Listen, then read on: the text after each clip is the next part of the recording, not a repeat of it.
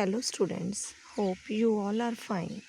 Today we will do grammar topic that is सर्वनाम. Students, जिन शब्दों का प्रयोग संज्ञा शब्दों के स्थान पर किया जाता है उन्हें सर्वनाम कहते हैं. सर्वनाम के 6 भेद होते हैं. पुरुषवाचक सर्वनाम, निश्चयवाचक सर्वनाम, अनिश्चयवाचक सर्वनाम, प्रश्नवाचक सर्वनाम, संबंधवाचक और निजवाचक. स्टूडेंट्स, फर्स्ट पॉइंट है पुरुषवाचक सर्वनाम. जो सर्वनाम शब्द बोलने वाले, सुनने वाले और अन्य व्यक्तियों के लिए प्रयोग किए जाते हैं उन्हें पुरुषवाचक सर्वनाम कहते हैं. जैसे मैं, तुम, वह. स्टूडेंट्स, मैं फर्स्ट पर्सन है, तुम सेकंड पर्सन, वह जिसके बारे में हम बात कर रहे हैं वो थर्ड पर्सन है.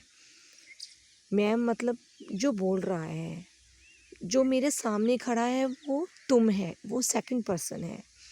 और वह जिसके बारे में बात कही आ रही है, बात कर रहे हैं, वो थर्ड पर्सन होता है. तो यह पुरुषवाचक सर्वनाम है.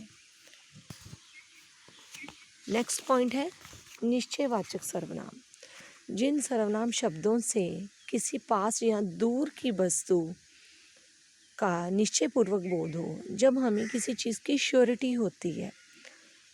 फॉर एग्ज़ाम्पल, यह मेरी कार है, यह मेरी गुड़िया है, वे 3 बच्चे हैं, इसने मेरी पेंसिल चुरा ली. हम उस बात के बारे में श्योर हैं कि इसने ही ये काम किया है, कि यहाँ पर इतने ही बच्चे हैं. राइट. थर्ड पॉइंट है अनिश्चयवाचक सर्वनाम. स्टूडेंट्स, अनिश्चयवाचक सर्वनाम जिन सर्वनाम शब्दों से किसी निश्चित व्यक्ति या वस्तु के बारे में पता नहीं चलता, जिस चीज़ के बारे में, जिस बात के बारे में हम श्योर नहीं होते.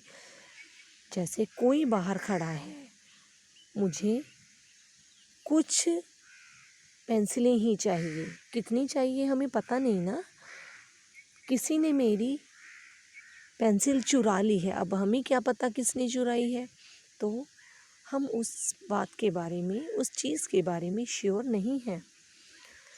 फोर्थ पॉइंट है प्रश्नवाचक सर्वनाम. जो सर्वनाम शब्द प्रश्न पूछने के लिए प्रयोग किए जाते हैं वे प्रश्नवाचक सर्वनाम कहलाते हैं.